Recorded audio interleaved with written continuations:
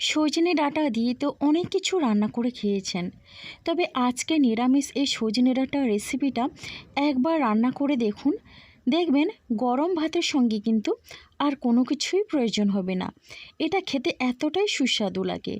নমস্কার বন্ধুরা, মনীষা রান্নাঘরে সবাইকে স্বাগত। প্রতিদিনের মতো চলে এলাম আবারও একটা রেসিপি নিয়ে। আশা করি আপনাদের বেশ ভালো লাগবে। এখানে আমি নিয়েছি সজনে ডাঁটা। এখানে 6 পিস সজনে ডাঁটা নিয়েছি আর নিয়েছি একটা বড় সাইজের আলু। এখন আমি ডাঁটাটা খুব সুন্দরভাবেই কিন্তু ছাড়িয়ে নিয়েছি। ডাঁটার যে খোসার মতো অংশ থাকে, ছালটা যেটা, সেটা আমি তুলে পরিষ্কার করে ধুয়ে নিয়েছি। দুটো টমেটো কেটে নিয়েছি, আলুটাকে লম্বা লম্বা করে কেটে ধুয়ে নিয়েছি। এবার এখানে আমি 1 কাপের মতো মুগের ডাল নিয়েছিলাম। পরিমাণ বলতে এখানে 100 গ্রাম ডালটাকে কিন্তু 2 ঘন্টার মতো ভিজিয়ে রেখেছিলাম। খুব সুন্দরভাবে কিন্তু ডালটা ভিজে নরম হয়ে গেছে। এবার একটা মিক্সি জার নিয়েছি, মিক্সি জারের মধ্যে আমি ডালটা দিয়ে দিলাম। এখানে কিন্তু আমি মুগের ডালটা ব্যবহার করছি, আপনারা চাইলে এখানে ছোলার ডালও ব্যবহার করতে পারেন। দেখুন এখানে ডালটা দিয়ে দিচ্ছি আর ডালের একটা পেস্ট তৈরি করে নেব। তবে এটা একেবারে মিহি পেস্ট হবে না, দানা রেখে কিন্তু পেস্ট করব। এবার দিয়ে দিচ্ছি আদা কিছুটা আর দিয়ে দিচ্ছি একটা কাঁচা লঙ্কা। তো কাঁচা লঙ্কাটাকে ভেঙে দিয়ে দিলাম। আর কোনো কিছু আমি এখানে মশলা দিচ্ছি না। এবার ডালটাকে না একটু দানা দানা করে আমি বেটে নিয়েছি। এবার আমি ডালটা একটা পাত্রের মধ্যে নিয়ে নিলাম। এখন আমি একটা মশলা তৈরি করে নেব। তার জন্য মিক্সি জারে আমি এখানে দিয়ে দিচ্ছি 1 ইঞ্চি পরিমাণে আদা স্লাইস করে কেটে, এবার দুটো কাঁচা লঙ্কা ভেঙে দিয়ে দিয়েছি।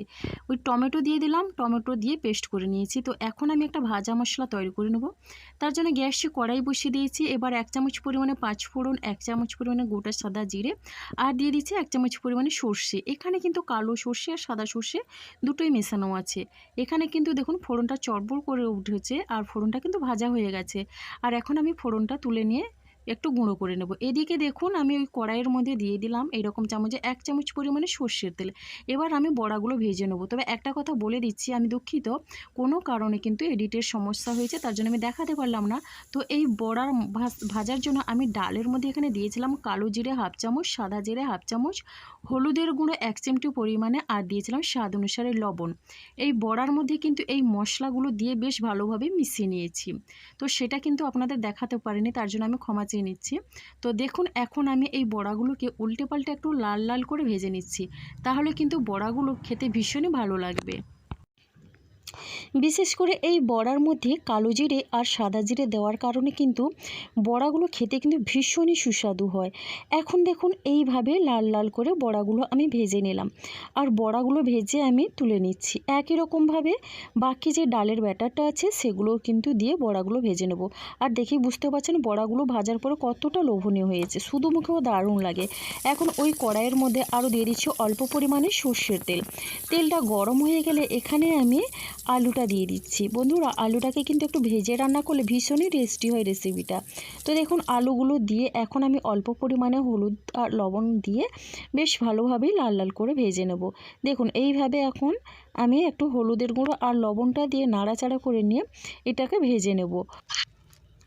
এবার দেখুন এখানে আমি ঢাকনা চাপা দিয়ে মিডিয়াম ফ্লেমে মিনিমাম 4 মিনিটের মতো রান্না করে নিয়েছি।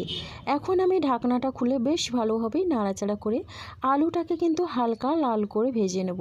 আলু একটু ভেজে রান্না করলে ভীষণই সুন্দর লাগে। আলুর গায়ে সুন্দর একটা কালার ধরেছে আর এখন আমি সজনে ডাঁটা দিয়ে দিলাম।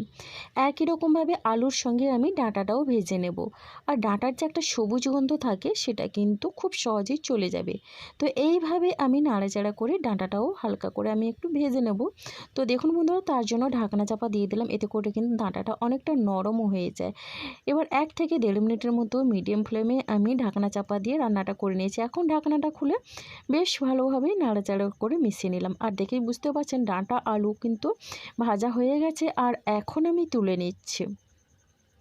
অবশ্যই আপনারাও চেষ্টা করবেন ডাঁটাটা একটু ভেজে রান্না করার। তো এখন আমি দেখুন ডাঁটা তুলে নেওয়ার পরে এখানে ওই কড়াইয়ের মধ্যে দিয়ে দিলাম সর্ষের তেল। তো এরকম চামচে 1 চামচের থেকে একটু কম দিয়ে দিলাম সর্ষের তেল। এবার ফোড়নে খুবই সামান্য পরিমাণে দিয়ে দিলাম কালো জিরে। এবার আমি অর্ধেকটা টমেটো রেখেছিলাম। তো দেখুন এখন আমি টমেটো দিয়ে একটু নাড়াচাড়া করে নিলাম। এখন আমি বেটে রাখা মশলা দিয়ে দিলাম, আদা, কাঁচা লঙ্কা আর টমেটোর যে পেস্ট করে রেখেছিলাম ওটা দিয়ে দিলাম। এখন বেশ ভালোভাবেই নাড়াচাড়া করে নিচ্ছি। খুবই সাধারণ, হাতের কাছে থাকা মাত্র কয়েকটা মশলা দিয়ে কিন্তু অসাধারণ লাগে এই রেসিপিটা। গরম ভাতে কিন্তু দুর্দান্ত লাগবে। যারা একেবারে সজনে ডাঁটা অপছন্দ করে একবার হলেও রান্না করে দেখবেন, ভীষণই ভালো লাগবে। ঢাকনা দিয়ে আমি এখানে মশলাটা হতে দিয়েছি 2-3 মিনিটের মতো। তো এখন দেখুন ঢাকনাটা খুলে একটু নাড়াচাড়া করে নিচ্ছে।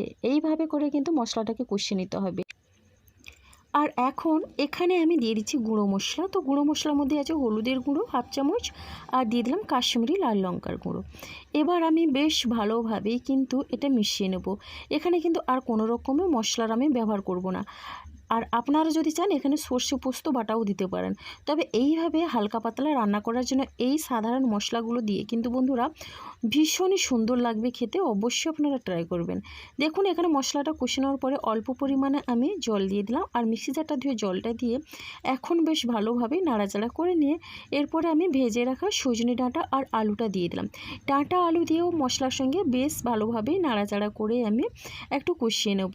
তাতে করে কিন্তু মশলার কাঁচা গন্ধটাও খুব সহজেই চলে যাবে, আর ডাঁটা আলুর মধ্যেও মশলাটা বেশ সুন্দরভাবে ঢুকবে। মশলাটা কিন্তু ডাঁটা আলুর সঙ্গে বেশ ভালোভাবেই কষানো হয়ে গেছে। ডাঁটা আলু খুব সুন্দরভাবেই কিন্তু এখানে রান্না হয়েছে। এখন আমি এখানে পরিমাণ মতো জল দিয়ে দিলাম, আর জলটা একটু বেশি পরিমাণে দিতে হবে, কেননা যেহেতু আমি ডালের বড়া দেব, এমনিতেই ডালের বড়া কিন্তু ঝোলটা একটু টানে। এখন দিয়ে দিচ্ছি এখানে স্বাদ অনুসারে লবণ, আর লবণটা দিয়ে বেশ ভালোভাবেই কিন্তু মিশিয়ে নিচ্ছি। তো এখন আমি এখানে ঢাকনা চাপা দিয়ে প্রথমে কিন্তু হাই ফ্লেমে 4 মিনিটের মতো রান্না করে নেব। তো দেখুন প্রথম 4 মিনিট হাই ফ্লেমে রান্না করে নিয়েছি। এখন ঢাকনাটা খুলে একটু নাড়াচাড়া করে নিচ্ছি। বন্ধুরা সজনে ডাঁটার এই রেসিপিটা এতটাই ভালো লাগে যে শুধু একটা পদ দিয়ে কিন্তু সব ভাত খাওয়া হয়ে যায়। এখানে কিন্তু আলুটা সেদ্ধ হয়ে গেছে, আর এরপরে আমি এখানে ভেজে রাখা বড়াগুলো দিয়ে দিচ্ছি। আলুটা কিন্তু সেদ্ধ হওয়ার পরে বড়াগুলো দিতে হবে। আগের থেকে বড়া দিয়ে দিলে কিন্তু বড়াগুলো নরম হয়ে একেবারে গলে যাবে। এবার আমি যে মশলাটা করে রেখেছিলাম, তো ওই মশলাটা আমি একটু দিয়ে দিচ্ছি, আর এখন আমি মশলাটা দিয়ে একটু নাড়াচাড়া করে মিশিয়ে নিচ্ছি। বন্ধুরা আমি কিন্তু এখানে সর্ষেটা একটু ভেজে দিয়েছি, আপনারা চাইলে সর্ষে বেটেও দিতে পারেন, কোনো অসুবিধে নেই। তো দেখুন এখন আমি মিশিয়ে নেওয়ার পরে ঢাকনা দিয়ে আরও 3-4 মিনিটের মতো রান্না করে নেব মিডিয়াম ফ্লেমে। দেখুন 3-4 মিনিট পরে কিন্তু আমি ফিরে এলাম। আমি কিন্তু আপনাদের দেখিয়ে দিচ্ছি এখানে কিন্তু খুব সুন্দরভাবে আলু সেদ্ধ হয়ে গেছে। একটু এভাবে নাড়াচাড়া করে নিলাম, আর দেখুন এখানে একটা এইভাবে বড় আলু নিয়েছে, আলুটাকে একটু ভেঙে দেখিয়ে দিলাম। খুব সুন্দরভাবেই কিন্তু সেদ্ধ হয়ে গেছে। আর কিন্তু এই ঝোলটা আর শুকনো করব না, এইভাবেই রেখেই কিন্তু আমি নামিয়ে নেব। ঢাকনা দিয়ে এখানে আমি 5 মিনিট স্ট্যান্ডিং টাইমের জন্য রেখে দিয়েছি গ্যাসটা বন্ধ করে। দেখুন বন্ধুরা 5 মিনিট পরে ঝোলটা কতটা লোভনীয় হয়েছে। রেসিপিটা ভালো লাগলে অবশ্যই লাইক কমেন্ট করবেন, এবং বেশি বেশি করে বন্ধুবান্ধবের মধ্যে শেয়ার করে দেবেন। তো বন্ধুরা দেখলেন তো খুব সহজেই কীভাবে সুস্বাদু একটা রেসিপি তৈরি করে নিলাম। আজকের রেসিপিটা আমার এই পর্যন্ত।